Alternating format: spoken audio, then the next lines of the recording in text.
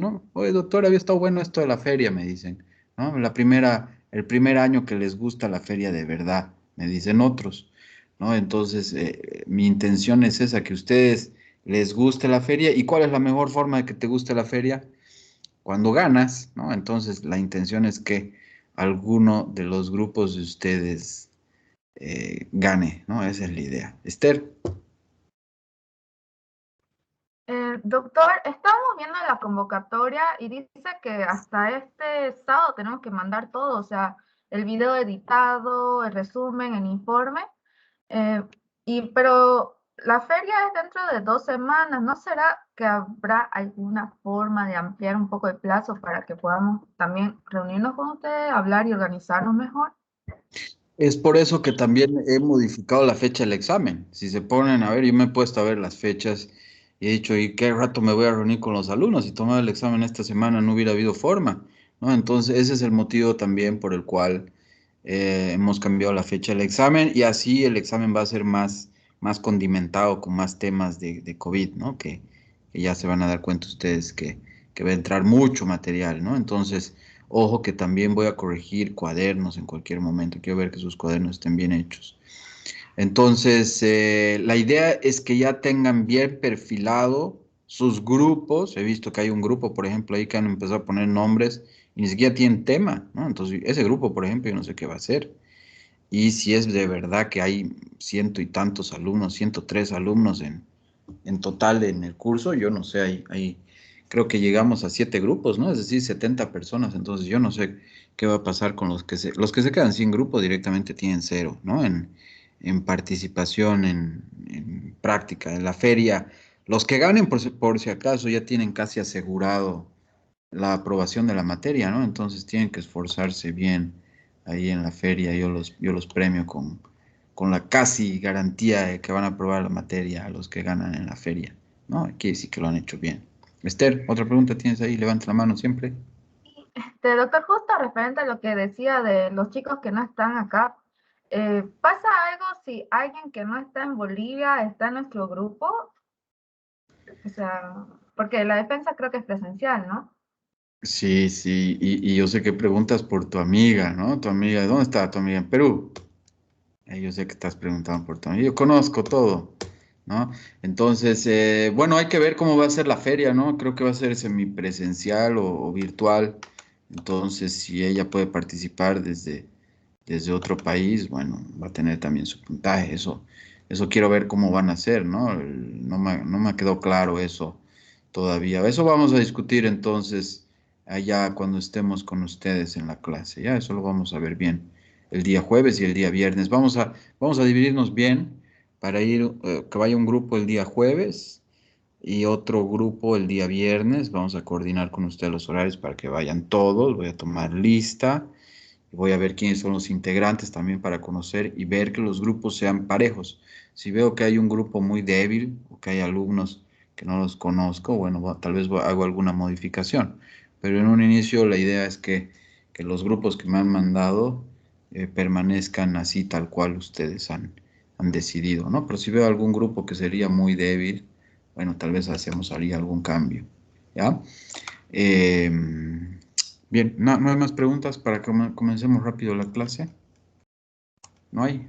Bien, vamos a comenzar rápidamente la clase. Entonces, no va a dar tiempo para que acabe todo COVID. Eso ya lo tengo claro, ¿no? Hemos comenzado a ver, voy a hacer el intento de que entre todo el temario, ¿no? Pero bueno, mejor empiezo a exponer antes de que el tiempo me coma, ¿no? Bien, comenzamos entonces. Apaguen sus micrófonos. Fíjense, vamos a comenzar con este video. Este video, si se fijan, es del 2020, porque a mí me sirve para que ustedes vean qué cosas se hablaban en el 2020 que han cambiado. Este video es un video muy bueno que había el 2020 sobre los mecanismos de transmisión, ¿no? Ahí vemos entonces al virus, al SARS-CoV-2, con sus puntitos. Fíjense que en una gota pueden haber muchos miles de virus, ¿no? Y obviamente al toser ese es un mecanismo de infección directo, ¿no? A través de esas gotas llamadas gotas de fluge, ¿no? El virus, entonces, fíjense que en el 2020 se pensaba que el contacto directo, dar las manos, tocarte la cara, era una forma efectiva de pasarte el virus, ¿no? Y estaba en todos los aspectos de bioseguridad. O el tema del contacto, ¿no? Por ejemplo, tocar alguna superficie que previamente le haya tocado un infectado, te decían que era un problema y que podía ser una forma común de contagio, ¿no? Yo incluso lavaba las latas de cerveza acá cada vez que llegaba a mi casa, cada uno hacía locuras, ¿no? Cosas que ya no hacemos, que han cambiado. Ahí vemos entonces la proteína Spike, es la proteína clave, es la llave con la cual entra el virus a las células del cuerpo, a esos receptores AC2, ¿no? Entonces es un virus muy simple. El mecanismo de transmisión directo, es decir, de persona a persona, es probable, obviamente, si hay mucho contacto entre esas dos personas. Por ejemplo, en el caso de una pareja, si hay una pareja que viven juntos, que están todo el tiempo juntos, el tema este que están viendo de contacto y de tocar superficies es posible, pero el virus se respira, ¿no? El modo de contagio indirecto no ocurre o lo hace con extrema rareza. Entonces esto de los fomites o de tocar objetos inanimados es completamente ya pensado como es una posibilidad mínima de contagio. Existe, pero es completamente mínima, prácticamente marginal. Lo que sabemos ahora y muy bien es que este virus se respira, ¿no? Es decir, se transmite mediante gotas.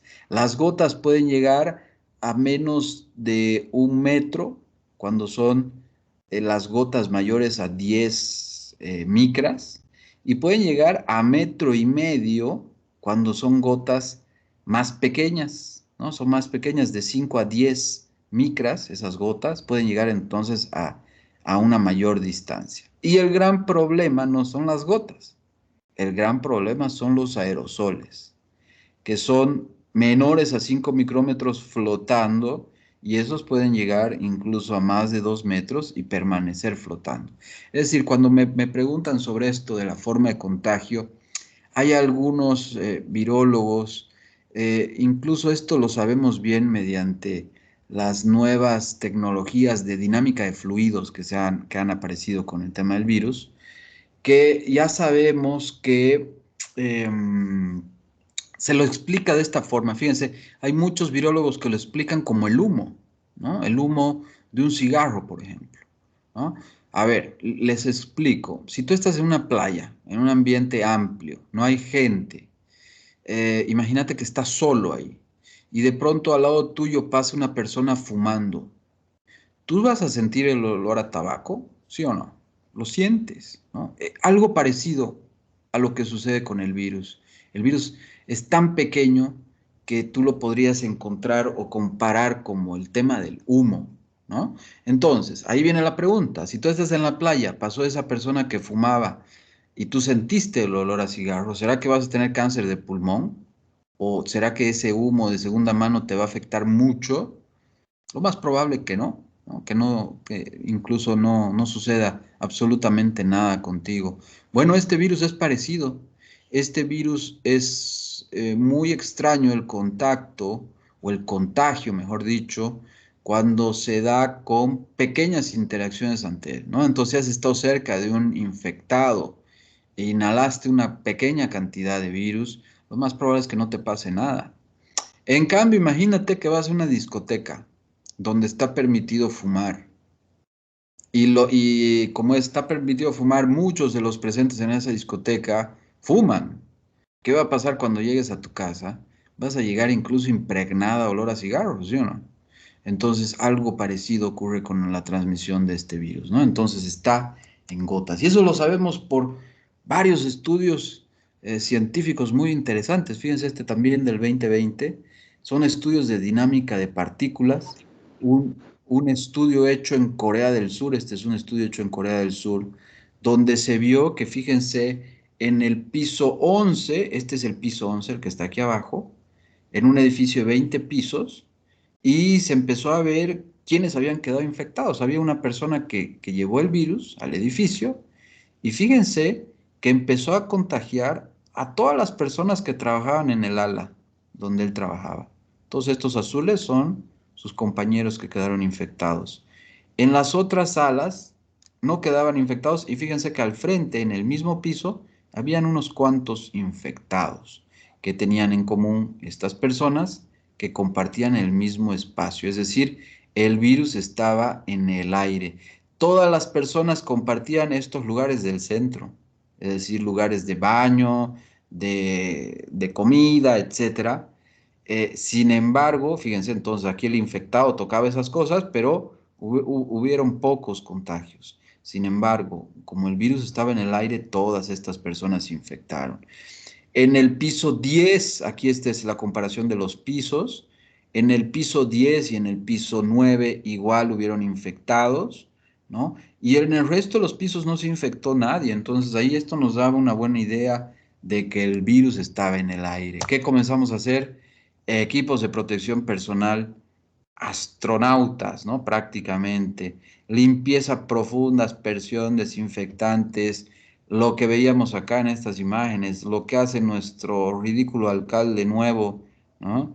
Eh, ¿Cómo se llama? Johnny Fernández, ¿no? Que han visto, que igual lo he criticado. Es más, yo me paso criticando mucho a los políticos en esta pandemia, pues son muy tontos, ¿no? Hacen pura tontería. Entonces, ¿qué sucedía?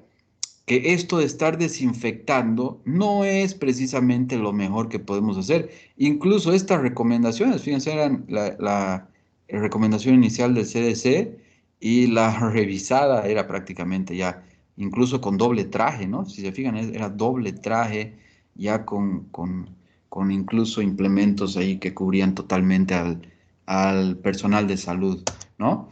Y incluso ahora hay muchas tonterías que se siguen haciendo, ¿no? Que se siguen haciendo, incluso en la universidad, ¿no? Yo he hablado con alguna gente de la universidad y me han hecho caso, pero me han hecho caso 2 meses y de ahí han vuelto a hacer tonterías, ¿no? Les he dicho, por ejemplo, que saquen estas alfombritas. Esas alfombritas son una tontería, pero total, ¿no? No tienen sentido de estar en esta pandemia, pero bueno, mucha gente las utiliza, se utilizan en lugares incluso como bancos o- o supermercados. Yo simplemente las evado. A un inicio de la pandemia, sí, como había, no se sabía bien de la forma de transmisión, yo incluso las pisaba, ¿no? Y me han comido 2 zapatos estas alfombritas, ¿no? Me dio rabia de uno que parece que le pusieron mucho amonio cuaternario y saliendo de la farmacia, mientras caminaba hacia mi auto, mi zapatito nuevo se fue desintegrando y llegué al auto en medias, ¿no? Prácticamente.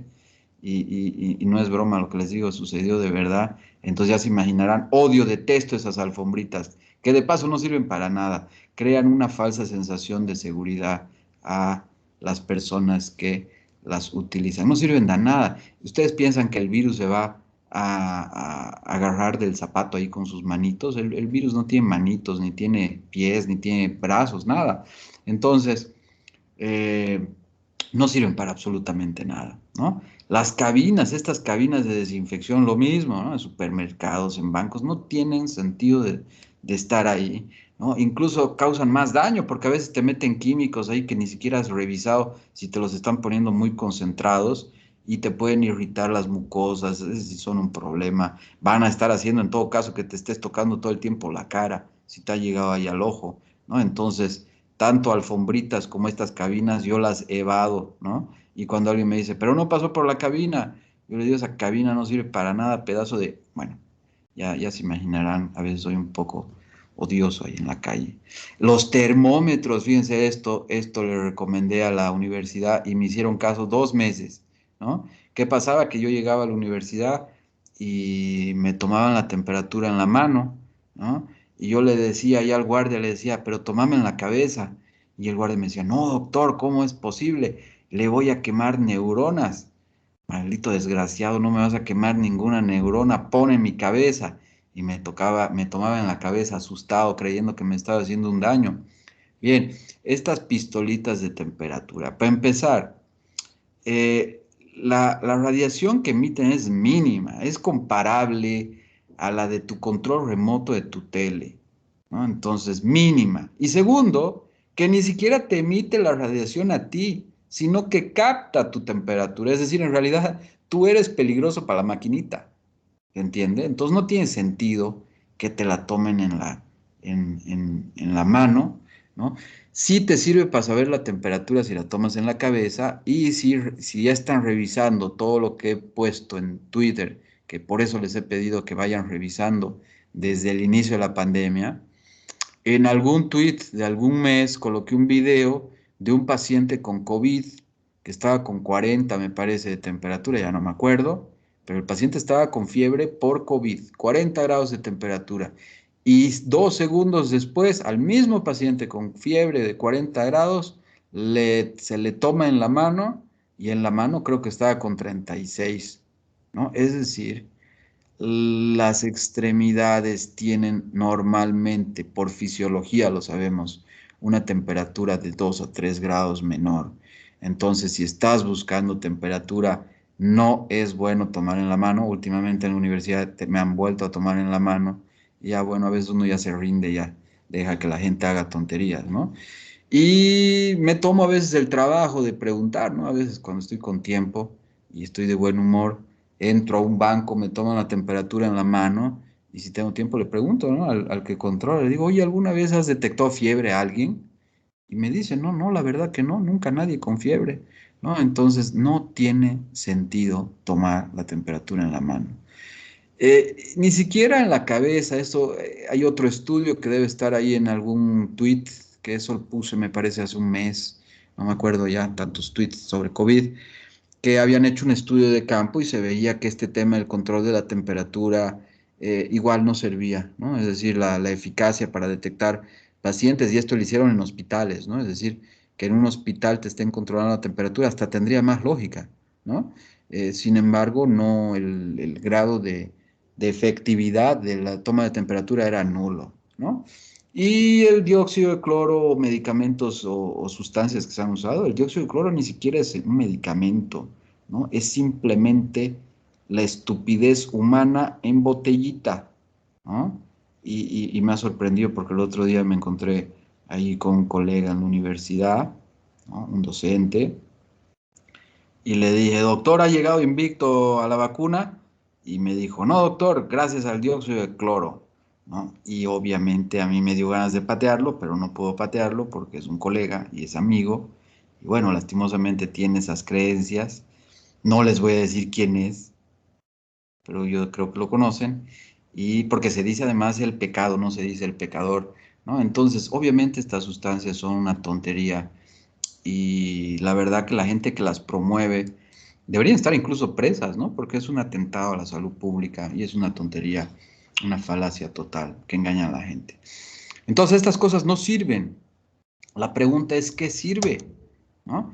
Este es algo que la gente habla poco y sirve muy bien, que se lo utiliza en los países serios, en Europa, en países serios del Asia y en Estados Unidos. Medidores de CO2, medidores de dióxido de carbono, ¿no? Cuando tú respiras, inhalas oxígeno y exhalas CO2, ¿sí o no? Entonces ya se imaginarán para qué sirve esta maquinita, muy simple. Te está detectando los niveles de CO2 que hay en el ambiente. ¿Cuáles son los niveles ideales? Si por ejemplo estás en un campo abierto, que hay poca gente, imagínate que estás en un campo abierto y no hay ninguna persona alrededor, tú vas a tener valores de 400 partículas por millón de CO2. Quiere decir que ese ambiente está sumamente bien ventilado, ¿no? Imagínate que estás en el campo y no hay nadie cerca, no hay mejor ventilación que esa, va a estar en 400, 500 partículas por millón.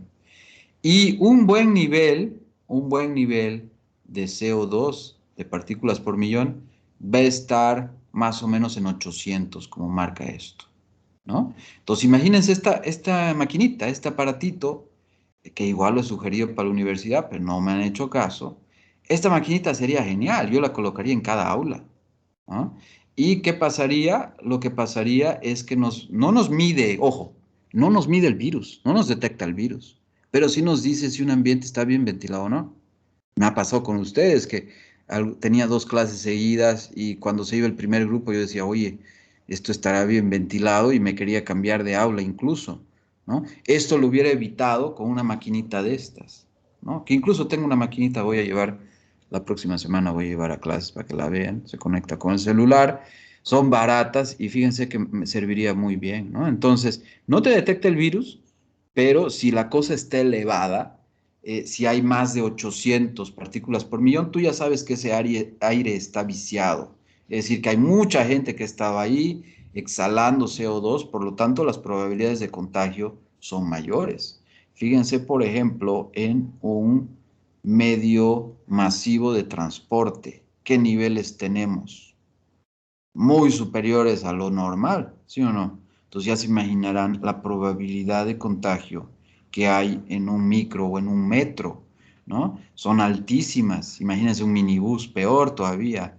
Y si nadie abre las ventanas y si no se mide eso, es un desastre, es una tontería, ¿no? Entonces, esto, fíjense, por eso digo, los políticos son un desastre. Esto casi he dicho bueno, lo he mencionado en varias entrevistas, pero bueno, no me han hecho caso nadie y han hecho hace unos años, ¿se acuerdan? Pusieron el tema del taxímetro que nunca funcionó. Esta maquinita cuesta que 50, $60 y sería ideal para medios de transporte, colegios, universidades, oficinas, bancos. Oye, si tú ves una maquinita de estas allá al centro de una oficina, y está marcando niveles normales, sabes que eso está bien ventilado, ¿no? Otra cosa que funciona muy bien, no tengo que decirlo, se los he dicho mucho, las mascarillas funcionan muy bien, tienen que estar bien ajustadas, cubrir bien la nariz, llegar hasta la base de la barbilla, ideal si se utilizan dos, ideal si es una quirúrgica y una por encima, o una N95 funciona muy bien. ¿Cómo sabes si está bien colocada? Cuando colocas las manos sobre la mascarilla y exhalas aire, ¿no? Y mientras exhalas, si la mascarilla está bien colocada, no se debe notar el aire en tus manos, ni tampoco en los ojos, ¿no? Es una forma para ver si está bien colocada. La otra es cuando te la colocas y empiezas a mover la cabeza hacia los lados, ¿no? Entonces tú te pones tu mascarilla y mueve la cabeza a los lados y si la mascarilla está bien colocada y es una buena mascarilla, no debería moverse la cara. Por lo tanto, ideal para las mascarillas, y esto comprense así, las que tienen un ajustador en la nariz, ¿no? Tienen una especie de metal ahí para ajustar, incluso las quirúrgicas tienen eso, ¿no? Para ajustar bien a la nariz, ¿no? Eso es igualmente muy importante, ¿no? Entonces, el uso de mascarilla es clave. Fíjense, acá se tosió encima de estas placas Petri, ¿no? Y fíjense, sin mascarilla, fíjense lo que se cultivó, con mascarilla, mejor dicho, y sin mascarilla, fíjense, un zoológico que se llega a cultivar ahí, ¿no? Entonces, la mascarilla es muy importante porque mi máscara te está protegiendo a ti y tu máscara me está protegiendo a mí. Es decir, es un elemento altruista. Es tal vez el elemento más económico, más práctico y que mejores resultados está dando en esta pandemia. Sin embargo, hay también el egoísmo hecho máscara, ¿no? Quien utiliza esta máscara es un maldito egoísta, porque este dice, ah, no, yo no te protejo a ti, tú no me importas nada, yo me protejo solito y si tú te mueres, tu problema. Con estas mascarillas con válvula, tú por ahí estás exhalando todos los virus. Si esta señora que se va a ir al infierno tendría COVID, entonces estaría exhalando por ahí todos sus virus, ¿no? Entonces ella se protege, pero los demás están en riesgo si esa señora tuviera COVID, ¿no? Entonces, no utilicen esas máscaras. Sí sirven para personal de salud. Son buenas máscaras solamente para personal de salud, ¿no?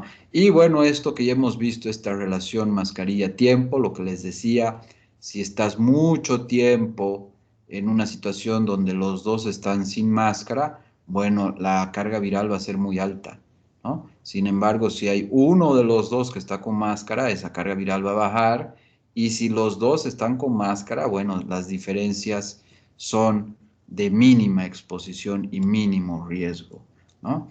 Y fíjense que incluso en los medios de transporte, sin máscara no hay paseo, ¿no? No hay, ni entres, ¿no? Este chofer la tiene clarísima. Y otra cosa que funciona muy bien es el famoso oxímetro de pulso, ¿no? Este te lo pones en el dedo, ya ustedes lo deben conocer, y en unos segundos se van a encender unas luces que te van a medir tu nivel de oxígeno y tu ritmo cardíaco, ¿no? La mayoría de la gente sana tiene una lectura entre 95 y 98% de concentración de oxígeno, ¿no? Y algunas personas pueden tener por condiciones ya preexistentes una lectura más baja, ¿no?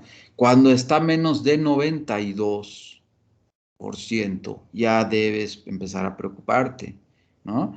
El ritmo cardíaco, ya saben, va a estar entre 60 y 100, ¿no? Un consejo que siempre les doy es que el oxímetro está diseñado para ser leído por una persona que está frente a ti, ¿no? Entonces a veces la gente lo lee de forma equivocada, ¿no? Pero te dice que está en 86 cuando en realidad estaba en 98, ¿no? Entonces ese elemento tienen que tomarlo en cuenta dependiendo del oxímetro. Yo a mis pacientes les pido que me manden un video del oxímetro de 10 segundos, ¿no? Eso no lo hacía al comienzo y era un error porque le decía, ¿cuánto está su nivel de oxígeno? Me va a decir 3 veces al día. Y el paciente a veces veía un segundo el oxímetro o me decía cuando lo había detectado en el número más alto, ¿no? En el valor más alto. Entonces yo le digo, ahora ya, gracias a la tecnología, le digo que me mande un pequeño video, ¿no? De unos 10 segundos y ahí incluso yo me doy cuenta de las oscilaciones que está teniendo, ¿no? ¿Cómo funciona este oxímetro? Entonces, cuando tú metes el dedo, este emite diferentes longitudes de onda a través de tu dedo, que está buscando ¿qué? Está buscando la hemoglobina, que es una molécula de proteína en la sangre que transporta justamente el oxígeno. Y esta hemoglobina absorbe diferentes cantidades y longitudes de onda de luz según el nivel de oxígeno que se transporta. Por lo tanto, tu oxímetro de pulso te va a mostrar una lectura numérica en porcentaje, ¿no? El dispositivo funciona mejor con manos calientes que con manos frías, eso tenemos que tomar en cuenta. Y lo que les decía, que a veces puede fluctuar, ¿no? ¿Importa qué dedo uso? Sí, importa. Yo generalmente le pido al paciente que lo haga en el dedo medio y de la mano dominante. Eso es lo ideal, ¿no? Van a ver que la mayoría de la gente o los doctores o las enfermeras colocan el dedo índice, ¿no? En el índice. Pero son ideales y esto con estudios hechos, ya sabemos que las mejores mediciones te las da el dedo medio. Entonces siempre utilicen, traten de que sea el dedo medio. El segundo dedo que te da mejores niveles es el pulgar, que si se pueden analizar, muy poca gente lo coloca en el pulgar dominante, ¿no? Eh, Otro elemento que yo siempre aconsejo es que las uñas deben estar despintadas, ¿no? Imagínate que le tomas ahí a una señora que tiene todas las uñas completamente pintadas, ¿no? Pues te va a dar unas saturaciones de 70, ¿no? Porque obviamente esa luz infrarroja está totalmente bloqueada, ¿no? Y entonces le digo uñas despintadas, se lo coloca en el dedo medio, la uña apuntando hacia el techo, ¿no? Hacia arriba, ¿no? Eh, si la lectura cae en 92, hay que ponerse en contacto con el médico, no entrar en pánico, ¿no? Y la buena noticia es que si has detectado un nivel de oxígeno bajo, eh, puedes corregirlo a tiempo, ¿no? Por eso esta maquinita es clave, es completamente clave. Yo les he hecho comprar esta maquinita a prácticamente todos mis pacientes. Y el paciente que no me quería comprar la maquinita, simplemente yo le decía que no lo podía atender, ¿no? Entonces esta maquinita salva vidas, es económica, ha habido un periodo de la pandemia que estaba costosa, pero hoy en día ya la consigues hasta en el supermercado, ¿no? Incluso teléfonos celulares la tienen ahí. ¿Qué tenemos que saber? Tenemos que saber que también hay variaciones en cuanto al lugar donde estés. Fíjense esta tablita sobre el nivel del mar. Lo normal es de 93 a 100, 1000 metros de 92 a 99. Aquí dentro de este estaría Santa Cruz está entre 0 y 1000, ¿no? Dependiendo el lugar de Santa Cruz. Fíjense, a 3088,96, es decir, a veces me llamaba un paciente y estaba saturando 85, ¿no? Estaba 85, yo asustado y de pronto el paciente vivía en La Paz o en Quito. Me tocaron algunos pacientes incluso del extranjero y obviamente uno tiene que estar pendiente a qué altitud tiene cada lugar, ¿no? ¿Qué es lo que tratamos de ver o qué es lo peligroso que podemos ver con el tema de la saturación de oxígeno? Que en COVID hay algo que se llama hipoxia silenciosa. Algunos médicos la han llamado hipoxia feliz. ¿Qué es eso? Pregunta examen número 234. Es cuando hay una disminución de la saturación de oxígeno sin que el paciente tenga dificultad respiratoria, sin que tenga disnea. Y el concepto de disnea, bonito, poético, es disnea. Mucha gente dice, disnea es dificultad respiratoria. No, me gusta más esta definición. Disnea es cuando te das cuenta que estás respirando. Si te pones a pensar, una persona normal, sana, nunca se da cuenta que está respirando, es algo automático. Oye, no, nadie dice, estoy respirando, de nuevo estoy respirando, inhalé, exhalé, no te das cuenta, ¿sí o no? Es algo automático, imperceptible por la persona. Pero en cambio, cuando te estás dando cuenta que respiras, ahí estás en una franca disnea, ¿no? Entonces, ¿qué pasa acá con la hipoxia silenciosa? En pacientes con COVID, muchas personas pueden tener una caída peligrosa de la saturación de oxígeno y que no presenta problemas respiratorios evidentes. Es decir, yo he tenido pacientes con hipoxia silenciosa que su saturación, por ejemplo, estaba en 80 y el paciente ni siquiera se cansaba, es decir, te hablaba incluso sin fatigarse y te decía que estaba de lo mejor, que no tenía ni tos. Me decía, pero doctor, ¿cómo voy a ir a la clínica si no tengo ni tos? No estoy ni estornudando, no tengo ningún problema. Yo le decía, su saturación está muy baja, necesita oxígeno. Y esa persona fue a la clínica, o las personas que me tocó atender que lo hicieron. Bueno, simplemente con el oxígeno todo quedó solucionado, ¿no? Entonces, sin ese aparatito, esto, imagínense ese paciente que su saturación caía y caía y caía. Si tú lo corriges con oxígeno, va a seguir cayendo y no te das cuenta y simplemente al día siguiente puedes amanecer muerto, ¿no? Entonces, con un oxímetro esto se puede corregir, ¿no? Los precios van entre 20 y 50 dólares. No hay que comprar el más caro, solamente hay que ver uno que funcione y para de contar, ¿no? Eso es muy importante. Hay otras cosas que funcionaban desde el comienzo y siguen funcionando. El lavado de manos, lógicamente. El jabón desintegra muy fácilmente al virus. No voy a hablar mucho sobre eso, porque es algo que ya hemos hablado, ¿no?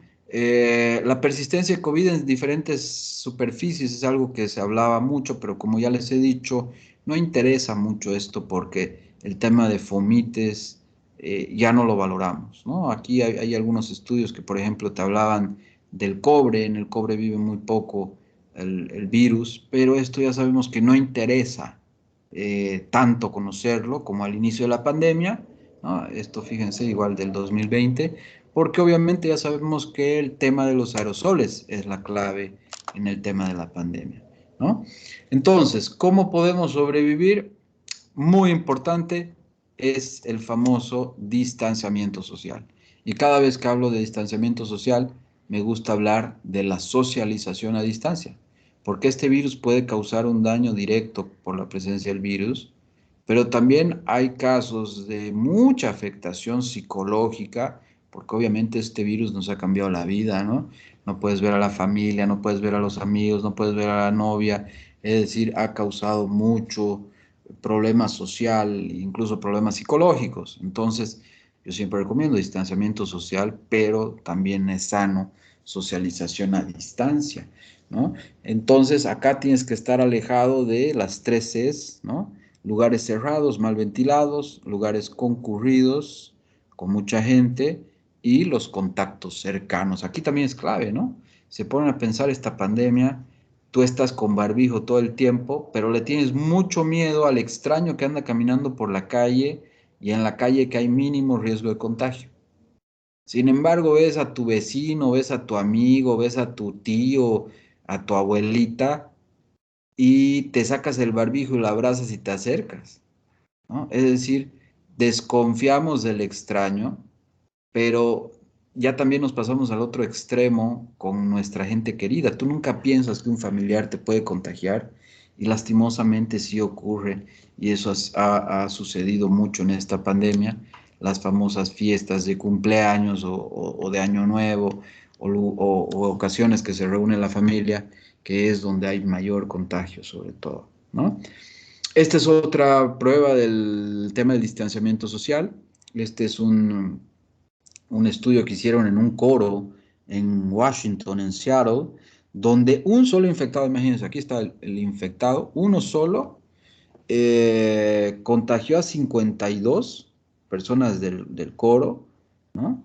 Es decir, al 87% del grupo, dos murieron, ¿no? En un ensayo que fue de las 6:30 de la tarde hasta las 9 de la noche. Estaban separados, eran 6 filas separadas por 20 centímetros, es decir, estaban muy cerca y obviamente estaban ahí eh, todos cantando, ¿no? Porque en un coro, ¿qué se hace? Se hace cantar y están emitiendo muchos virus, ¿no? Entonces, fíjense que en poco tiempo, en un poco más de 2 horas y media, prácticamente todos quedaron contagiados, ¿no? Y ahí es un buen ejemplo del tema del distanciamiento social. El tema de la inmunidad, ¿qué hago? ¿Tomo suplementos? Hay ahí muchos colegas que promocionan esto, ¿no? Imagínense ahí elevar tu sistema inmunológico 437%. ¡Wow! Eso es un cálculo hecho por García Linera, seguramente, ¿no? ¿Por qué? Porque esto no sirve, son tonterías esto de tomar suplementos. Yo no lo recomiendo absolutamente a nadie. Tal vez sí he recomendado vitamina D, porque el boliviano generalmente tiene déficit de vitamina D y como hemos estado mucho en el tema de no poder salir, el contacto con el sol ha sido mínimo, pero lo que tú tienes que saber de estos suplementos y de la inmunidad es que la inmunidad no la corriges de la noche a la mañana. No tomando hoy día toda la noche multivitamínicos, complejo B, aloe vera, omega 3 y cenando quinoa, mañana va a estar fuerte, ¿no? Es decir, la inmunidad es un proceso que depende de los últimos años de tu vida, de si te has cuidado o no te has cuidado. No, no lo vas a corregir con ningún suplemento milagroso. Generalmente estos suplementos son poco eficaces, son un timo, ¿no? Es pura pseudociencia en la mayoría. No crean en eso, ¿no? Sí es el momento para abandonar adicciones, el tabaco, lógicamente, el alcohol y hacer cosas sanas, como por ejemplo hacer deporte, ¿no? Hacer deporte sí te va a favorecer y te va a favorecer mucho. Síntomas, ¿qué síntomas vamos a tener en COVID-19? Esto ya lo saben ustedes, hasta el cansancio. Los más comunes, tos, fiebre y fatiga, ¿no? Hay algunos más como congestión nasal, secreción nasal, dolores de garganta o de cabeza, diarrea. Hay muchos pacientes que no tienen síntomas respiratorios, sino síntomas gastrointestinales, ¿no? No se olviden que ese receptor del AC2 está presente en muchas partes del cuerpo, ¿no? No solamente en los pulmones, entonces puede entrar por diferentes vías, ¿no? Y bueno, en este cuadro vemos las fases de COVID, ¿no? Que lo vamos a explicar en otro cuadro ya, en el siguiente cuadro un poco más fácil, pero vemos que la segunda fase COVID es una fase inflamatoria antes de esa fase de convalescencia, ¿no? Entonces, una fase de incubación, una segunda fase que es inflamatoria, ¿no? Cuando la enfermedad es importante, y bueno, la fase de convalescencia que se da la remisión de síntomas, ¿no? Este es el cuadro bueno, la historia viral inmunológica de la infección. Esto te ayuda incluso a darte cuenta en qué momento de la enfermedad estarías, ¿no? Entonces, fíjese, la infección se da acá el día 1, ¿no? Y el inicio de síntomas se da generalmente entre el día 5 y 7, es decir, acabando esa primera semana de infección, ¿no? Entonces, primeros días a veces no tienes ningún síntoma, ¿no? Y hay odinofagia, fiebre, malestar general, tos seca, los síntomas que hemos dicho, ¿no? Posterior a eso, ya vas a tener los síntomas ya más importantes, ¿no? Vas a tener disnea, vas a tener fiebre persistente, si el cuadro se va complicando, y esta tablita es buena para saber qué prueba diagnóstica voy a pedir y cuándo, ¿no? Como ustedes ya saben, hay varios tipos de prueba diagnóstica. La principal va a ser el PCR, ¿no? El PCR, la reacción en cadena de polimerasa, que se ha vuelto muy famosa, ¿no? Sigue siendo el gold estándar, es decir, cuando te sale positivo no hay dónde perderse, no existe el falso positivo en PCR, ¿no? Si sale positivo es que tienes el virus, ¿no?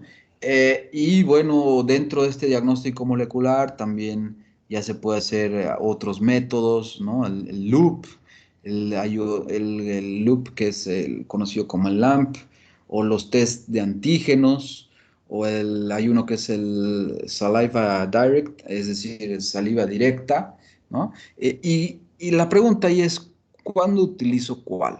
¿Cuál utilizo, doctor? ¿Qué prueba le pido a mi paciente? Primero, tenemos que pensar en esta tablita, ¿no? Es decir, lo más importante, ¿cuál será el día más importante que yo tengo que saber con cada paciente? ¿Será el día de la infección el día más importante? No. El día más importante que yo tengo que saber es este o este. El día de inicio de síntomas. Ese día lo tengo que tener bien establecido, que sea realmente ese día donde estaba empezando a tener esas manifestaciones. Entonces, ¿eso para qué me va a servir? Me va a servir para saber cuándo pido mi prueba diagnóstica, qué prueba diagnóstica pido, y me va a servir para ver cuánto tiempo mi paciente se queda en cuarentena y aislado, ¿no? Es decir, para hacérselos fácil, ¿cuándo pido PCR? ¿Cuándo pido antígenos? PCR puedes pedir siempre, siempre. Si sabes que tu paciente se va a quedar aislado, que no vas a tener problema en ese sentido, le puedes pedir PCR, sabes que el resultado es bueno. El problema con PCR es que el resultado tarda en llegar. O sea, va a depender mucho de eso. Y yo, por ejemplo, pido PCR cuando hay contacto con algún infectado. Es decir, por ejemplo, doctor, he tenido contacto este fin de semana con una persona que ha salido positivo. Y yo le digo, ¿y usted tiene síntomas? No, doctor, yo estoy bien, pero no sé si tengo el virus o no tengo el virus, ¿no? Entonces, ahí yo qué necesito? Yo necesito sí o sí hacerle un PCR. No me va a servir la de antígenos, porque el antígeno generalmente te sale positivo cuando hay síntomas. Entonces, imagínense el mismo caso y que la persona me diga, ay, doctor, y empezó a tener un poco de fiebre y estoy con un poco de tos. Ahí sí le digo, hágase una prueba de antígenos porque está con síntomas y la ventaja de la prueba de antígenos es que el resultado va a ser muy rápido, ¿no? Entonces, le van a dar ese segundo los resultados en cuestión de minutos y la persona va a tener su diagnóstico, ¿no? Pero si la persona es asintomática, siempre pidan PCR, ¿no? Siempre, ¿no? O si la persona tiene síntomas, por ejemplo, y se hace la prueba de antígenos y le sale negativa, la prueba de antígenos no es tan precisa, puede tener también falsos negativos. Entonces, si la persona sigue con la sospecha y de pronto ve que toda la familia también salió positivo menos él, bueno, a esa persona sí dices, hazle un PCR y ahí te va a dar la solución final, ¿no? El resultado confirmatorio PCR, ¿no? Y la prueba de anticuerpos, por favor, no la pidan a nadie para hacerse diagnóstico de COVID. La prueba de anticuerpos no te mide la presencia del virus, no te detecta si hay virus o no. Entonces, en estos días no tiene sentido pedirla, no tiene ningún sentido pedirla, ¿no? Y he tenido colegas incluso que han venido a consultarme, doctor, le cuento que me estoy haciendo todos los días prueba de anticuerpos y me sigue saliendo positiva, ¿no? La prueba de anticuerpos te mide IgM, IgG, que eso te mide un segmento de tu inmunidad. No te está detectando si estás con el virus o ya te has librado del virus. Entonces no cometan ese error. ¿Prueba de anticuerpos sirve? Sí, pero yo la pido una vez que la persona ha pasado un mes o más tiempo de su infección y simplemente se la pido por curiosidad de a veces de la persona para saber cómo quedó su inmunidad, pero no para ver si hay la presencia del virus o no. He tenido algunos problemas porque a veces a mi paciente le pedían en el trabajo. Me decía, pero doctor, me están pidiendo en el trabajo. Entonces yo le tenía que explicar al paciente y a veces incluso tenía que hablar con alguien de su trabajo para explicarles qué pasaba con la prueba de anticuerpos, ¿no? Imagínense que mi paciente ya estaba recuperado y de pronto le salía IgM positivo, IgG positivo. Eso significa que sigue con la infección. Yo tenía que hablar con su jefe de recursos humanos y decirle, no, mi paciente no tiene absolutamente nada, ¿no? Y a veces el paciente era más gasto económico porque se tenía que hacer PCR y el PCR, imagínense, si ya pasaron 12 días, el PCR va a salir negativo, ¿no? Entonces, los laboratorios la han pasado muy bien en esta pandemia, ¿no? Los laboratorios se han vuelto millonarios para esto, ¿no? Aquí estaba, fíjense, les estaba hablando, esta era la diapositiva que tenía que poner, ¿no? Entonces, los test rápidos incluso no sirven, ¿no? Llegaron una época unos test rápidos que eran como de glicemia y esos eran un desastre, no servían para nada. Un detalle de las pruebas es que yo no entiendo por qué hasta ahora hay la necesidad de hacer una violación a tus fosas nasales, ¿no? Hay mucha evidencia científica que simplemente con una toma de muestra a nivel faringio es igual de efectiva que hacerla en las fosas nasales, ¿no? Te dicen que lo ideal es hacer en las fosas nasales, probable, pero yo lo que he visto en datos es que hay una diferencia exigua de apenas 3%, ¿no? Entonces, imagínense cómo estaría la pandemia si no hubiera habido la necesidad de hacer todo este procedimiento muy invasivo a las fosas nasales. Mucha gente le tiene miedo a que le hagan todo el tiempo PCR, pero si te hubieran dicho, no, te van a hacer simplemente tomando una muestra de saliva, bueno, tal vez la gente se hubiera animado más a hacerse pruebas diagnósticas, ¿no? Entonces, ese es otro detalle a tomar en cuenta. Hablemos de vacunas. ¿Nos da tiempo? ¿Hasta qué hora es la clase? Hasta las 8, creo. ¿Alguien me dice? Da tiempo, doctor, da tiempo. Ah, Da tiempo. 7:45. ya, 7:45. ya, hasta 45. Ya, vamos a hablar un poco de vacunas y yo sabía que no nos iba a dar mucho tiempo para acabar. Hablemos un poco de vacunas. Las vacunas, entonces, como ustedes saben, son lo mejor que tenemos. Yo trato de que mis alumnos todos sean fanáticos de las vacunas, ¿no? Que defiendan las vacunas, ¿no? Cuando estaba comenzando la pandemia me tocó un grupo que había un alumno antivacunas y al final nunca me enteré quién fue, ¿no? Obviamente hubiera hecho todo lo posible por aplazarlo al desgraciado antivacunas que tenía y nunca me enteré quién era. Pero las vacunas son muy buenas, salvan vidas, han hecho que la expectativa de vida del ser humano crezca y crezca muchísimo. ¿Y cómo se hace una vacuna? Fíjense que no es tan fácil y aquí vamos a despejar una de las dudas que tienen estos antivacunas desgraciados, ¿no? Que es, no, pero ¿cómo han hecho una vacuna tan rápido? La pregunta no es por qué han hecho tan rápido la vacuna, sino por qué tardamos tanto en hacer las otras. Esa es la pregunta, ¿no? Y hemos hecho rápido estas vacunas porque una gran cantidad de dinero ha entrado para la producción de estas vacunas. Estamos en una pandemia apocalíptica. Imagínense cómo estaríamos ahorita con la variante Delta sin vacuna. Sería pero catastrófico, ¿no? Variante Delta sin vacuna, wow. La variante Delta, ya vamos a hablar más adelante, es el SARS-CoV-2 con esteroides, ¿no? Es un desgraciado esa variante Delta. Entonces, ¿qué sucede? Para hacer una vacuna tiene que pasar por varias etapas, ¿no? Mucha gente piensa que son tres, fase 1, fase 2, fase 3, pero no, fíjense. Primero hay una fase 0 que se llama fase preclínica acá, que se hace con animales de experimentación o in vitro,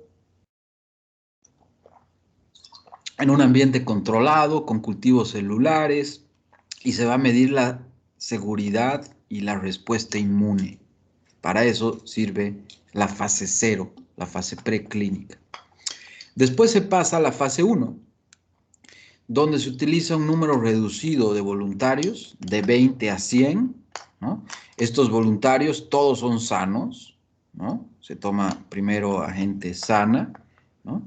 Y se ve si hay respuesta o estímulo en este sistema inmune de estas personas, se va midiendo seguridad, se empieza a ver cuál sería la dosis oportuna y incluso el intervalo entre dosis. No mide efectos secundarios, ¿no? En la fase 1 es imposible. ¿Por qué? Medir efectos secundarios, porque es un grupo muy reducido de personas y todos sanos. Entonces aquí es imposible que estés midiendo efectos secundarios.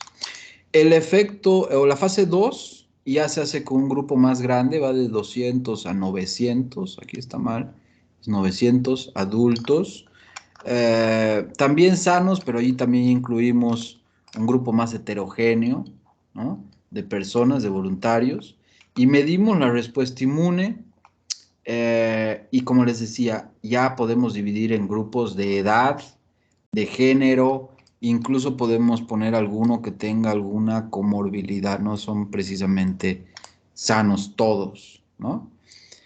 Y después viene la famosa fase 3 del ensayo. Aquí se hace con miles de voluntarios, más de 30,000, ¿no? Y acá medimos lo que es la eficacia. Ojo, no es lo mismo eficacia que efectividad. Pregunta de examen número 287. ¿Cuál es la eficacia? Cuando hablamos de eficacia, hablamos de eficiente. Entonces yo siempre les digo a mis alumnos, para que no se olviden, la pregunta del examen, ¿cuál es la diferencia entre eficacia y efectividad? Entonces fíjense, para que no se olviden nunca. Eficacia es de eficiente. Eficiente es lo que le gusta al gerente. Eficiente gerente, ¿no? Entonces, ¿qué gerente? Imagínense al gerente de Pfizer. Lo que le interesa al gerente de Pfizer es que su vacuna sea eficiente. ¿Y dónde se mide la eficacia o lo eficiente? En ensayos clínicos. Por lo tanto, los números que te han dado de eficacia de la vacuna de Pfizer no era efectividad, era eficacia. ¿Cuánto tiene la vacuna de Pfizer? Tiene 93%. Esa es su eficacia, no es la efectividad. Se han equivocado mucho los medios de comunicación, a veces por desconocimiento, ¿no? Y alguien me dirá, oye, pero ¿qué efectividad acaso no es lo mismo? No. Efectividad, fíjense, eficiente le gusta al gerente. Efectividad es lo que se ve en la realidad. Fíjense, hasta poemas se los estoy haciendo. Efectividad, entonces, en la realidad, es decir, en la vida real, ¿no? Les pongo el ejemplo. Si Pfizer midió 93% de eficacia, ya saben, eficacia, lo que le gusta al gerente en ensayo clínico, porque al gerente le gusta eso, porque con eso va a poder comercializar o promocionar su vacuna. La vacuna de Pfizer, por ejemplo, se ha visto que tenía una efectividad incluso mayor, ¿no? Que llegaba al 97% en algunos países, ¿no? ¿Y eso cómo se lo ha visto? Efectividad en la realidad. De pronto se veía que todos los que habían recibido la vacuna de Pfizer, toditos, nadie se enfermaba, ¿no? Y apenas un fallo del 3%, ¿no? Entonces eso ya es efectividad, se ve en la realidad, en la vida real, ¿no? Entonces la famosa fase 3, en la fase 3 lo más importante es que se hace un doble ciego, ya saben ustedes lo que es doble ciego, los que han pasado embriología conmigo lo explicamos muy bien, ¿no? Entonces ese doble ciego es que a unas personas se les da la vacuna y a otros se les da placebo, solamente que ni el médico ni el voluntario sabe qué está recibiendo, ¿no? Son sorteados. Y la fase 3 también nos sirve para descartar o corroborar algún efecto secundario que hayamos medido en la fase 2, que ahí en la fase 2 ya tal vez se pueda ver algún efecto secundario, ¿no? Porque ya son casi 1000 personas. Entonces, para eso nos sirve la famosa fase 3. Normalmente la FDA o la OMS aprueba una vacuna cuando tiene más de 50% de eficacia. 50%, ¿se imaginan? Yo cuando comenzó la pandemia decía, ojalá la vacuna llegue rápido. Y si me daban la opción de decir, oye, te voy a dar una vacuna de 50% de eficacia, ¿la firmas o no la firmas? Y te la doy en 2 meses. Yo la firmaba ojos cerrados, ¿no? Y fíjense que aparecieron vacunas de 90 y tantos % de eficacia. Eso era, pero ya las ligas mayores de eficacia, ¿no? Es decir, estamos hablando de las vacunas del sarampión, son vacunas muy buenas las que llegan a 90% de eficacia. Para darles un ejemplo, la vacuna de la gripe que ustedes se ponen cada año, que nos tenemos que poner cada año, más o menos tiene 50, 60, va cambiando, porque ese es un virus ARN, pero que muta mucho. Y muta tanto que tenemos que estar cambiando la vacuna cada año, ¿no? Entonces, es como una cosecha de vino, ¿no? Hay años que la vacuna contra la influenza es muy buena. Y me acuerdo que se lanzaban cohetes cuando un año tuvimos una vacuna del 70%, no me acuerdo qué año, es unos 3 años, ¿no? Salieron los datos de eficacia, estaba alrededor del 70% y prácticamente la comunidad infectológica lanzando cohetes, ¿no? En todo lado. Pero normalmente la eficacia de esta vacuna está en torno al 50-60%. Y funciona bien, es una vacuna muy recomendable, ¿no? Ese es el otro detalle que mucha gente se equivoca. El tema de, oye, prefiero una vacuna Pfizer que tiene una efectividad, ahora sí hablamos de efectividad, de 98%, imagínense, 98% versus una de Sinovac, la que se da en Chile, que tiene 50%. Entonces, si te dan a elegir cuál vacuna te pondrías, lógico, ¿no? Te vas a poner la de 98. Pero aquí está una falla que comete mucha gente, incluso muchos doctores. Muchos doctores piensan que este 98% de efectividad significa que 2 de cada 100 no les va a funcionar la vacuna. Y pónganse a pensar la vacuna de Sinovac, 50% de efectividad, significaría que 50 de cada 100 personas les va a fallar la vacuna. Ese cálculo es muy tonto, no funcionan así las vacunas. El tema de la efectividad de las vacunas es personal. Es decir, si tú te pones la Pfizer, vas a tener 98% menos de probabilidades tú de infectarte o de enfermarte.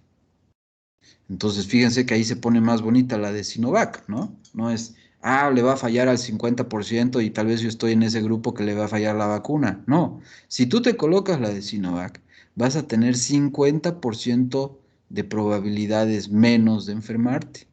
Entonces, por eso les decía, una vacuna en 50% ya la FDA la prueba, ¿no?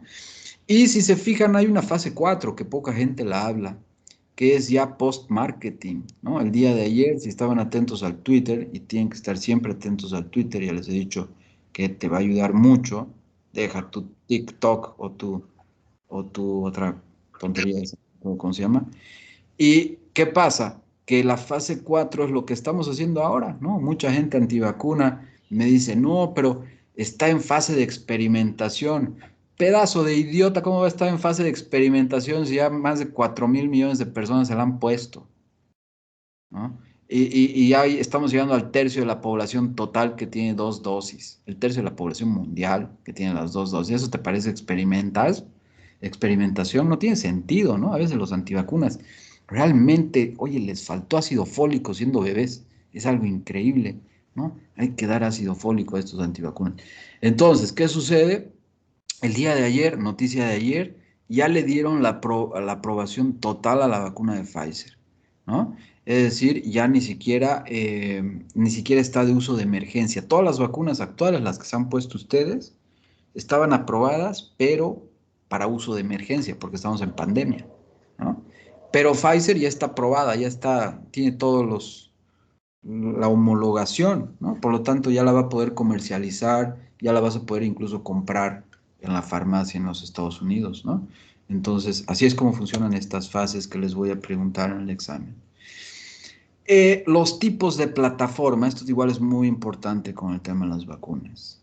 Fíjense que hay 4 tipos importantes de plataformas, ¿no? Que son las vacunas inactivadas, que es un tipo tradicional de hacer vacunas, inactivar a la vacuna, ya vamos a hablar un poco más de eso, o las vacunas vivas atenuadas, es una forma de inactivación en realidad, ¿no? Son los virus, um, estos tipos de vacunas víricas, ¿no? Vacunas víricas se llaman. Entonces hay inactivada o viva atenuada. Tenemos también la otra plataforma de vacunas que son las vacunas de virus vector, ¿no? Que aquí puede ser un virus vector replicante o no replicante, hay esos dos, ¿no? Es una especie de caballo de Troya, ¿no? Es decir, tú utilizas un vector viral, utilizas otro virus para meter la información del virus que quieres combatir, ¿no? Como por ejemplo la vacuna de AstraZeneca, ¿no? La vacuna de AstraZeneca, tú vas a poner un virus de un chimpancé. Esa utiliza un virus de un chimpancé que obviamente no le hace daño al humano y dentro has metido ahí la información de la proteína S del COVID, ¿no? Entonces funciona y funciona muy bien. Estas vacunas que van a ser futuro premio Nobel, seguramente este año o el próximo, me la juego por este año, ¿no? Los inventores de las vacunas de ARN mensajero, ¿no? Estas vacunas entonces son lo mejor que nos va a dejar esta pandemia apocalíptica. Siempre hay que decir, no hay mal que por bien no venga. Bueno, algo bueno que nos va a dejar la pandemia es esta tecnología de ARN mensajero, que seguramente dará en los próximos años o tal vez meses, en menos tiempo, prototipos de vacunas contra enfermedades que hoy ni pensamos, ¿no?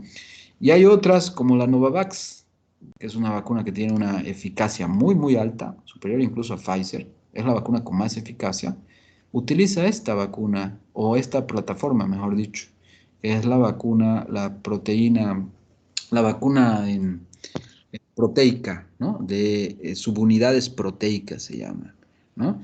Entonces, de ahí se toma ya un fragmento muy pequeño del virus, de la proteína S, para generar esa inmunidad, ¿no? Fíjense el número de vacunas en desarrollo de esta diapositiva cuando hice esta presentación. Esta presentación es bien graciosa porque la tengo que actualizar prácticamente cada semana, ¿no? Cuando me piden que dé alguna conferencia o algo, entonces todo el tiempo la ando actualizando. Y fíjense, cuando la creé, la primera vez, que lastimosamente aquí no puse la fecha, habían 135 ensayos clínicos, habían 15 vacunas en fase 1, 11 en fase 2, 4 en fase 3, ¿no? No recuerdo bien la fecha, ¿no? De cuando puse esto, pero me imagino que era al comienzo de la pandemia. En un momento llegaron a haber 200, ¿no? Y después pasamos fíjense que ya era del New York Times, pero el New York Times ya cambió e hizo esto, que era el bachín, el buscador de vacunas, ¿no?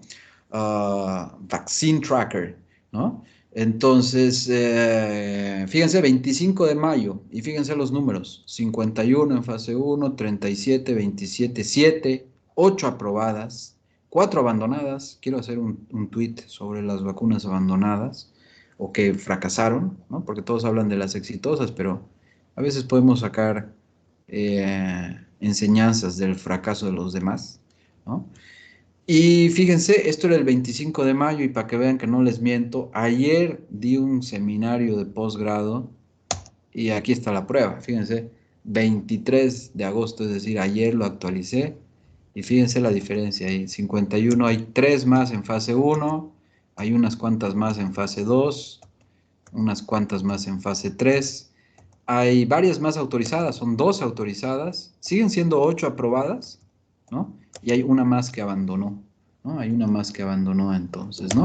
Acá las más conocidas, para que ustedes vean, de ARN, Pfizer y Moderna. Aquí virus vector, fíjense, el Sputnik, que utiliza el adenovirus 26 y el adenovirus 5. El AstraZeneca Oxford, que utiliza el adenovirus, la H es de chimpancé, ahí está para que vean, ¿no? Chadox, por eso se llama así. CanSino, que utiliza el adenovirus 5, este es un problema de vacuna, ya vamos a hablar un poco.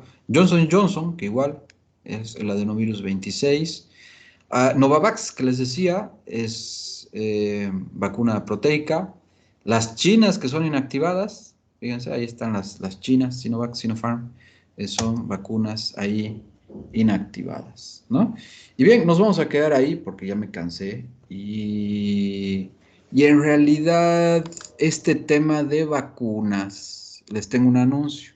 Fíjense, aquí está, fíjense, ahí está Sinopharm, Sinopharm,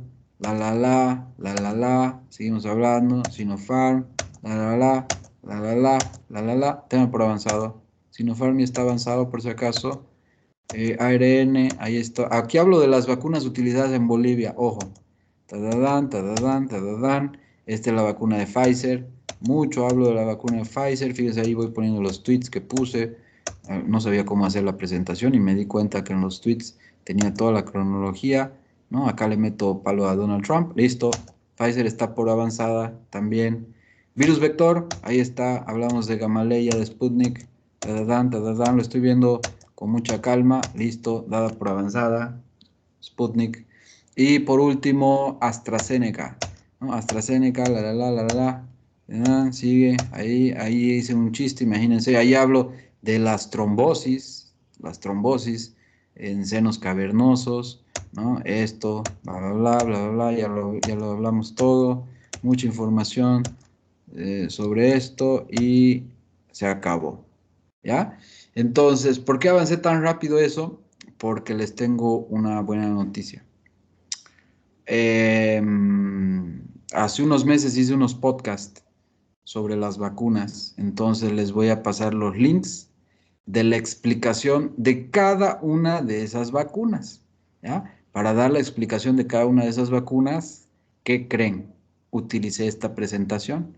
Entonces ahí van a ver que yo mientras iba dando esto o iba grabando estos podcasts, utilizaba la presentación que están viendo en este momento, ¿ya? Entonces vamos a quedar ahí, a ver cuánto ha avanzado. Hoy ha avanzado harto, ¿no? Ya más bonito, ya no tengo que gastar mi saliva. Belleza la tecnología. Bendita sea Farmacorp que me contrató para dar esas cosas. Me ahorró mucho trabajo. Y vamos a quedar ahí entonces en la diapositiva 109. Son 135 en total. Vamos a quedar ahí y ustedes van a tener que escuchar cada podcast. Ya yo les voy a mandar los links de cada podcast. Los pueden ver incluso en Spotify, imagínense, en lugar de estar escuchando ahí a Beyoncé o a Shakira. Bueno, lo escuchan aquí a su servidor y se enteran de cada una de sus vacunas, ¿no? Y nada más, ahora sí, preguntas, deben haber muchas preguntas, me imagino, entre ustedes que son muy preguntones. Uy, ya habían estado, mira, 4 personas con la mano levantada. Poliana. Buenas noches, doctor. ¿Podría explicar nuevamente? No entendí sobre la eficacia y la efectividad. Es que me chispé bastante en su explicación sobre ambas. Oye, yo pensé que había explicado bien. A ver, Disculpa. eficacia, tú cuando escuchas la palabra eficacia, acordate de eficiente. ¿Ah? Y eficiente es lo que le gusta al gerente. Es decir, que imagínate que tú eres el gerente de Pfizer. Eres Poliana Victoria Suárez do Prado. Eres la dueña de Pfizer. ¿Tú crees que tu vacuna la va a querer tener los países del mundo? Claro que sí, pero ¿de qué va a depender? De tus ensayos clínicos, ¿sí o no? Y en los ensayos clínicos tú haces los estudios y los resultados te miden la eficacia, es decir, eficiente, es lo que le gusta al gerente. Y la efectividad es lo que se ve en la realidad. Ensayo clínico, no te olvides que está todo controlado, tú estás viendo ahí a los voluntarios, estás atento a los efectos secundarios. En cambio, en la realidad es como que ya soltaste tu vacuna y a ver qué pasa, ¿no? Y es decir, y esperas que tenga unos niveles de efectividad parecidos a los de eficacia. Ahora sí, Poliana, ¿quedó más claro? Muchísimo, doctor, gracias. Ya, bueno, está bien. Vamos con Jorge. Doctor, yo tengo dos dudas. Primero, he visto en cuanto a la práctica que he tenido en casos que han diagnosticado el tema de pacientes COVID con el tema de ELISA, con la prueba de ELISA, y dos, en el tema de una vez que el paciente ya pasó su fase crítica de COVID, para descartar que de ver el tema de sus anticuerpos, utilizaban el diagnóstico de inmunocromatografía del anticuerpo. ¿Eso se puede usar, doctor, igual como para diagnosticar ese estudio? Para diagnosticar la enfermedad, no. Eso, las pruebas de anticuerpo, como decía en la presentación, te sirven para ver, comprobar el estado inmunológico del paciente. Ya no te sirve nunca para hacer diagnóstico, ¿no? Y las pruebas que me has mencionado son tipos de pruebas de anticuerpos, ¿no? ELISA te va a medir anticuerpos. La otra que dijiste igual te mide anticuerpos, ¿no? Entonces, son pruebas que te miden inmunidad, no te miden presencia o ausencia del virus. Mayormente entonces estas pruebas tendrían que hacerse posterior a la etapa Por, de estar con la por, enfermedad. exactamente. Ahí lo entendiste bien. ¿Está bien? Nunca la pidan entonces en la fase aguda de la enfermedad. Nunca. Alejandra Costa. Doctor, ahora piden la PCR y dicen, por ejemplo, que sale un valor ya al final cuando el paciente está saliendo de la enfermedad, que llega a ser tan bajo que ya no es contagioso. La prueba sigue saliendo positiva, pero ya no contagia. ¿Eso es verdad? ¿O cómo funciona? Sí, sí, tú te estás refiriendo a los ciclos, ¿no? Es decir, te miden, te hacen la PCR y te detectan los ciclos, ¿no? Que eso no llegué a hablar. No llegué a hablar porque es un tema que es polémico. Tú vas a ver que hay muchos defensores que conocen bien, sobre todo bioquímicos, ¿no? Que conocen esto, que, que te dicen si hay menos presencia o más presencia del virus, ¿no? Yo soy un tanto escéptico, no tomo mucho en cuenta eso. ¿No? Es decir, a ver, les explico para que entiendan los demás. Que te miden y, por ejemplo, te miden, esto depende de la cantidad de ciclos que toma la prueba ahí en laboratorio para detectar el virus, ¿no? Entonces, imagínate que tomó muchos ciclos para detectarte el virus. Si tomó muchos ciclos, significa que tú tendrías una cantidad pequeña de virus, de carga viral. ¿No? En cambio, si te la detectó con poquitos ciclos, haciendo pocos ciclos, ¡pum!, ya te lo detectó el virus, significaría que tienes una carga viral alta, ¿no? Este es un tema polémico, lo he puesto ahí en algún tweet cuando estén revisando eso, espero que lo vean, y si no lo ven, me avisan porque es bueno aclararlo eso, ¿no? Entonces, no se guían tanto por eso de los ciclos. No sé si estaba referido a eso, Alejandra, tu pregunta. Sí, doctor, yo creo que Estaba sí, pero entonces de todas formas, aunque tenga un ciclo muy bajo, ¿la persona sigue contagiando o llegaría a un punto de que ya no contagia, aunque siga saliendo positiva la prueba? Sí, sí, está bien tu pregunta. A ver, que quede claro, cuando yo les mostraba la tablita esa del inicio de síntomas, etcétera, me olvidaba decirles cuánto tiempo tienen, en cuánto tiempo le van a dar de alta a la persona, ¿no? Y lo normal es decirle que está libre de la enfermedad a los 10 días desde el inicio de síntomas. Si vuelven a ver el video y vuelven a ver la tablita, que ahorita ya la tengo lejos, van a ver que a los 10 días no existe la posibilidad de que haya virus replicante en tu cuerpo, ¿no? Entonces, ¿yo qué hago con mis pacientes? Ya saben, el día de inicio de síntomas y al 10.º día el 11º día yo lo llamo y le doy la noticia, ¿no? Es más, le hago con mucha fanfarria, ¿no? Porque le digo, usted ha superado a este virus desgraciado, ¿no? Lo ha superado al COVID, ¿no? Ya no va a contagiar a nadie y eso ocurre el día 10. Y ustedes que van a ser médicos tienen que saber que si el paciente, por ejemplo, ha sido un paciente más o menos asintomático, que no ha tenido muchos síntomas, posiblemente lo ha eliminado el virus de su sistema incluso antes, incluso tal vez el día 7, ¿no? Es decir, las personas que tienen pocos síntomas, generalmente gente joven, incluso lo podrías dar de alta antes, ¿no? Pero yo siempre prefiero esperar esos 10 días. El día 10 lo das de alta siempre y cuando no tenga síntomas, no tenga síntomas, ¿no? Es decir, no tenga fiebre, no tenga algún síntoma nuevo que tenga ahí. Y no tomamos en cuenta la pérdida del gusto y el olfato, porque a veces esos síntomas pueden durar mucho tiempo, ¿ya? Eso igual está por si acaso. Las explicaciones de esto que me acaba de preguntar Alejandra están igual en un podcast que les voy a mandar, patrocinado por Pharmacorp. Lo siento por hacer propaganda, pero me contrataron. Simone Reis. Doctor, Sí, doctora. Simone.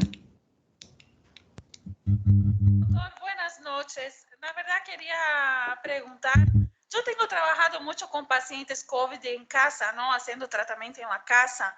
Y creo que la misma pregunta que me hacen deben hacer a usted como médico. Y la vacuna. Y creo que es un tema como ya mismo habló, un poco polémico esta cuestión de la vacuna, porque creo que hoy día ya tiene una pelea política por eso. ¿Cuál es la mejor vacuna? Como el doctor dijo en la semana pasada, hay muchos que de inicio que se fueron a Estados Unidos a vacunarse, buscando la vacuna moderna. Cuando sus pacientes preguntan, doctor, ¿qué vacuna me indica tomar? Porque a mí me hacen mucho esta pregunta después que terminan su tratamiento de COVID, que ya están bien, que ya recibieron su alta. Doctora, ¿qué vacuna tengo que tomar? ¿Cuál es la mejor? Siempre, principalmente los que pasaron por el COVID, que se quedan muy inseguros, con miedo, quieren buscar la mejor vacuna. Pero el tema político, creo que ya mucha pelea se hace, ¿no? Diciendo, ¿cuál es mejor? Y la verdad, doctor, yo no sé decir a ellos cuál deben buscar. Así que, ¿cómo deben hacer a usted esta pregunta? Ya, sí, Sería es una pregunta muy común, ¿no? Es una pregunta muy común. Y la verdad es que tienes que decir toda la verdad, ¿no? Es decir, si te preguntan, ¿hay vacunas mejores que otras? Pues tienes que decir la verdad y tenemos la evidencia científica. Cuando me preguntan, ¿de verdad hay vacunas mejores que otras? Sí, claro que las hay. Las mejores vacunas son Novavax, después viene Pfizer y Moderna. Pfizer y Moderna son como ese meme del hombre araña que está señalando a otro hombre araña, es prácticamente lo mismo, ¿no? Una tecnología similar, con prácticamente mismos niveles ahí de eficacia y de efectividad. Y bueno, después vienen el resto de vacunas, ¿no? La vacuna de Sputnik, por ejemplo, que ya van a escuchar el podcast, es en realidad una muy buena vacuna, solamente que hay el tema igual de política que se ha metido ahí, y la vacuna de Sputnik falló mucho porque le hicieron tan buena la vacuna a los rusos que le incluyeron la segunda dosis, ¿no? Y al incluirle la segunda dosis, se hicieron una especie de autogol, porque si ustedes se ponen a analizar, si los rusos lanzaban la Sputnik Light de entrada, es decir, solamente con una dosis, hubiera sido una vacuna similar a la de Johnson Johnson, aceptable, aceptada, y se hubieran ahorrado tanto problema. ¿Cuál fue el problema? Que le hicieron una vacuna muy buena, que quería llegar a 90 y tantos por ciento, entonces obviamente la gente se queja y con motivo y con razón, y yo haría lo mismo, que si recibí mi primera dosis, oye, quiero mi segunda, maldito ruso desgraciado, ¿no? Entonces, ahí ha habido un gran problema. Por lo tanto, cuando te pregunten si hay vacunas mejores que otras, la respuesta es sí hay. Entonces, ¿cuál te pones? Si te pregunta el paciente, tú le dices que se ponga la que haya a disposición. Porque fíjense que acá no tenemos ni Pfizer ni Moderna. Entonces, ahí tienes que decirle que se ponga la que tenga más acceso. lastimosamente yo recomendé esto y mucha gente se puso la Sputnik, ¿no? Y ahora a veces me reclama, me dice, pero doctor, usted me dijo que me ponga la que primero, oye, ya no es mi culpa que haya vuelto el MAS y esté gobernando de nuevo y esté haciendo una pésima gestión en la adquisición de vacunas, ¿no? Entonces ahí se tendrían que haber asegurado las segundas dosis de la gente que pidió vacunas, ¿no? De Rusia y no el papelón que estamos teniendo, ¿no? De que le han aumentado el número de días, etcétera, etcétera, cosas que ustedes ya saben, ¿no? Entonces, la mejor vacuna es la que primero se te acerca al brazo, eh, y obviamente si tuviéramos la posibilidad de escoger, otro sería el cantar. En Japón, por ejemplo, han hecho eso. En Japón, Japón ha contratado, ha reservado vacunas de todas las marcas. Por lo tanto, si tú eres japonés, tienes la opción de elegir, ¿no? Tienes ahí como una especie de menú. Hoy yo quiero esta o quiero la otra y consigues prácticamente la que tú quieres, ¿no? Eh, entonces eso. Gracias, doctor.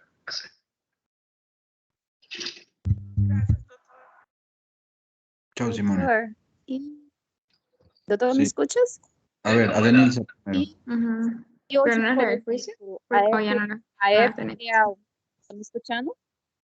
Aló, aló. Sí, a ver, uno nada Doutor, más que levantó la mano, le dije a Esther, pero bueno, a ver, Adenilza. sim. Doutor, e hoje a FDA já aprovou alguma vacuna? Vocês têm essa informação Pero no estabas atenta confirmada a de algum? lo que iba a decir en la presentación. Adenilza, ¿qué está acontecendo com você? Não estava olhando o que eu falei? Eu falei isso. Sim, É, é que me chamou a atenção porque ontem eu vi uma reportagem de uma vacuna que foi ontem, né? Ali na reportagem de ontem. Pfizer, Eu queria revisa mais Pfizer. informações ¿Quién le, sobre essa quién le vacuna da aprovada pela FDA. Alguien le tiene que dar un golpe a Adenilza, ¿no? Adenilza, ya lo dije eso, tienes que estar más atenta a la clase, te acabas de vender solita. Y revisa el Twitter, por eso les digo que revisen el Twitter para estar al día. Yo trato de ser ahí CNN para ustedes. Esther, ayer aprobaron Pfizer, por si acaso, Adenilza. Ontem. Esther, Bueno, doctor. Bueno, no me tiene, en el COVID hay un problema con la tormenta de citoquina y bueno, eso es lo que hace que el paciente se ponga grave, ¿no? Entonces, elevar la inmunidad en este caso no es algo que le hace más daño a la persona que bien. tú dices elevar la inmunidad, ¿cómo?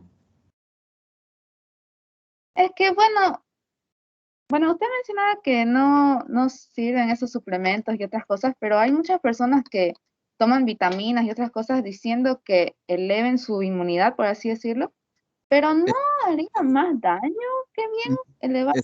La lógica, sí, Esther. Está fallando la lógica de los que toman eso y está fallando tu lógica pensando de que tomando eso tal vez te haga daño.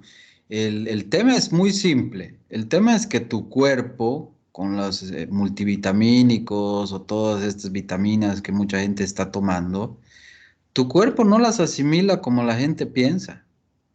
Imagínate que tú te tomas 3 multivitamínicos en jugo en la mañana y piensas que con eso vas a tener energía todo el día.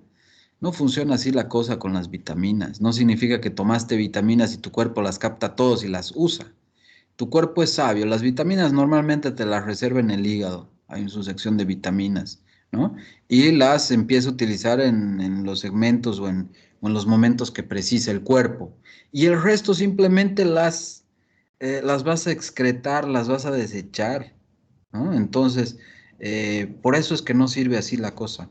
Sí tienes razón que hay esta famosa tormenta de citoquinas, porque hay una respuesta exagerada que se ve en muchos casos, en algunas personas. Y bueno, de eso vamos a hablar un poco más. Todavía nos falta, por si acaso, hablar mucho sobre COVID. Solamente adelantó el tema de vacunas, pero lo tengo en podcast. Pero por si acaso me falta hablar un poco de la fisiopatología y del tratamiento, ¿no? Voy a hablar un poco del sistema inmunológico, de los linfocitos B, los linfocitos T, de esto que está hablando Esther. Nos falta hablar de eso. Me falta hablar, por si acaso, de variantes. No he hablado todavía de variantes y del tratamiento, ¿no? Es decir, quiero hablar también del tratamiento, ¿Qué pasó con la hidroxicloroquina? ¿Qué pasó con la ivermectina? ¿Qué pasó con los anticoagulantes? ¿Qué pasó con los antibióticos? El remdesivir, el tocilizumab, los antiinflamatorios, el paracetamol, la dexametasona. Todo eso se va a hablar en la próxima clase a esta misma hora y por este mismo canal. Justiniano. Doctor, buenas noches. Yo quisiera preguntarle sobre el tema de los análisis que se piden. Uno que es el antígeno. Usted estaba mencionando que se debe hacer entre el día 5 y día 7. Y el PCR, a mí me mandaron a hacer el PCR, pero me dijeron que tenía que tener 14 días después de haber estado en contacto con un positivo. Y usted estaba explicando que se puede pedir antes. ¿Por qué es lo que piden eso de 14 días que pase para que se pueda ver? O por qué me pidieron esos 14 días. Y otra cosa que igual le dijeron a mi prima cuando le sacaron la de antígeno, que tenía que hacer 5 días, antes del 5.º día, mejor dicho, para hacerse el antígeno, si no iba a salir negativo. O es que se equivocaron allá o se contradicen mucho. Eso es lo que yo no entiendo y me confunde mucho. Sí, lastimosamente se contradicen mucho los de los laboratorios, ¿no? Pero tú tienes que tenerlo claro. La prueba de PCR como de antígeno te sirven bien durante las 2 primeras semanas, ideal durante la primera semana de inicio de síntomas, por eso la fecha clave es saber el día de inicio de síntomas. En el caso que no hayan síntomas, que solamente haya sospecha, bueno, ya sabes, PCR, día ideal, el día 5 o 7 desde el inicio de síntomas. ¿Por qué eso? Porque en el PCR, imagínate que pides antes, ¿no? Es decir, o imagínate que estás en contacto hoy con una persona que mañana te llama y te dice, te cuento que me hice el análisis y soy positivo. Y tú sin saber vas al laboratorio al día siguiente por miedo, ¿no? Oye, pues puedes contagiar a toda tu familia y te haces PCR. ¿Tú crees que el PCR te va a salir positivo al día siguiente de haber tenido contacto? No, ¿no? Y el otro gran problema es ese, que los laboratorios no ayudan, no informan, solamente ganan dinero ahí, entonces es realmente preocupante ese tema, ¿no? Entonces, por eso hay que hacer, pongan bien esa tablita, les voy a mandar alguna otra tablita ahí por el grupo de WhatsApp para que se ubiquen bien. Hay tablas muy bien hechas para que ustedes se den cuenta y calculen, dependiendo cada caso, en qué día están y qué prueba es mejor o peor hacerla, ¿no? Esa es la clave. Stephanie. Doctor, una consulta. Es que sabe que tengo un amigo que se contagió de COVID, no le dio en sí los síntomas, pero después de que pasó toda la etapa, le dieron de alta, se hizo la molecular para viajar al extranjero y le salió que sería positivo a COVID. De ahí se volvió a hacer la misma prueba después de esa fecha, 3 meses de nuevo, y volvió a salir el molecular positivo a COVID. Y ya Ya. han pasado 6 meses y vuelve a salir positivo a COVID. ¿Por qué se le da a él si no presenta síntomas o es que hay recontagio cada rato? Ya, por eso son pruebas hechas mal, ¿no? Es decir, no tiene el virus. Bueno, habría que ver cada caso, ¿no? Pero tal vez Porque es molecular la que le hacen para viajar al extranjero, no son las otras. hay dos opciones. Una, que tuvo una reinfección y que realmente tenía otro virus, es decir, estaba con la infección, pero con otra variante, es probable. En el caso de tu amigo, habría que ver si la primera vez que tuvo COVID realmente lo tuvo, ¿no? A veces me pasa eso y tengo que ver. Y me ha pasado mucho en Bolivia, que me dice, doctor, es que he tenido una reinfección. Y como las reinfecciones no son muy comunes, me pongo a averiguar bien el caso y resulta que la primera vez que estuvo infectado con COVID, el resultado se lo hicieron con prueba de anticuerpos. Yo le digo, a ver, ¿dónde está tu primer resultado positivo de COVID? Y me muestra ahí IgG negativo, IgM positivo.